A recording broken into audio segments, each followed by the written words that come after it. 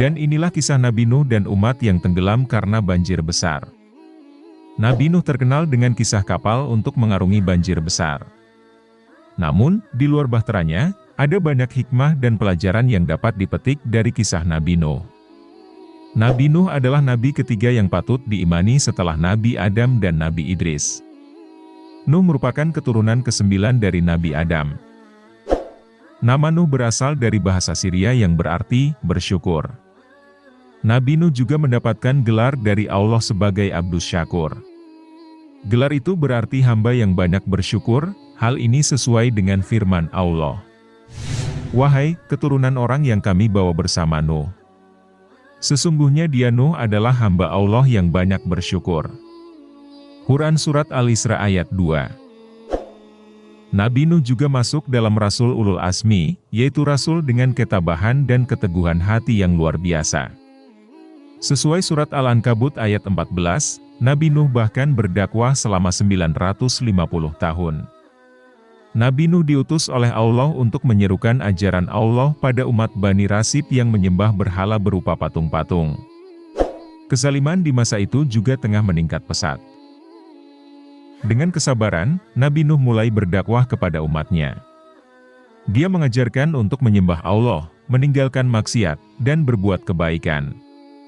Namun, bukannya menurut kaum Nabi Nuh tetap saja tak percaya dengan ajaran dan peringatan yang disampaikan. Kaum Bani Rasib bahkan tak percaya bahwa Nabi Nuh merupakan seorang rasul. Menurut riwayat, jumlah pengikut Nabi Nuh tidak lebih dari 80 orang. Para pengikut Nabi Nuh tersebut terdiri dari orang-orang miskin dan lemah. Tapi, Nabi Nuh tak patah semangat. Ia tetap melanjutkan dakwah meski menerima banyak celaan. Setiap kali Nabi Nuh berdakwah, mereka justru memasukkan anak jarinya ke telinga dan menutup wajahnya dengan pakaian tanda penolakan. Kisah perjuangan Nabi Nuh ini terdapat dalam surat Nuh ayat 1-12. Pengikut Nabi Nuh bahkan sampai diusir oleh para penguasa dan orang-orang kaya di masa itu. Kaum Nabi Nuh juga menantang Nuh untuk mendatangkan azab yang selalu disampaikan oleh Nuh. Firman Allah.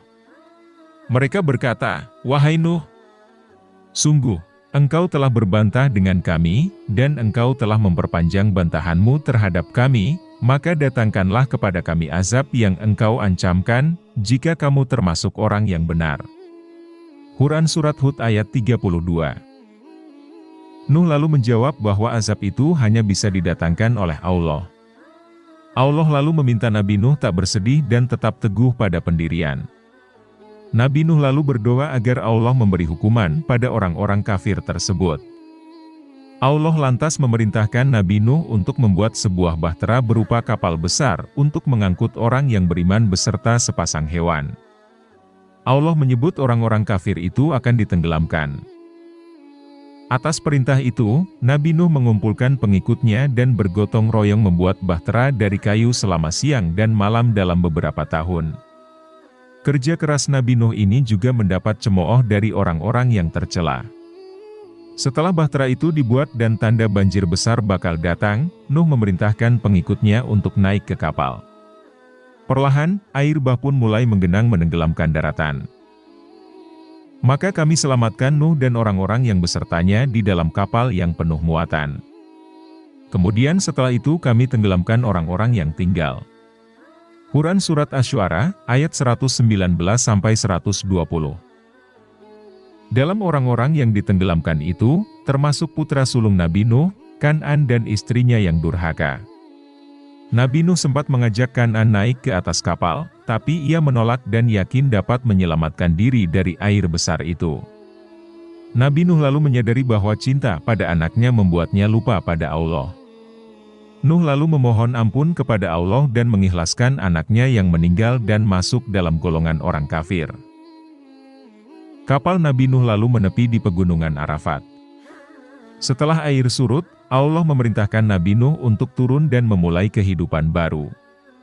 Dari kisah di atas, kiranya kita dapat mengambil keteguhan dan kesabaran Nabi Nuh dalam bersyukur dan beribadah kepada Allah sebagai salah satu pelajaran penting.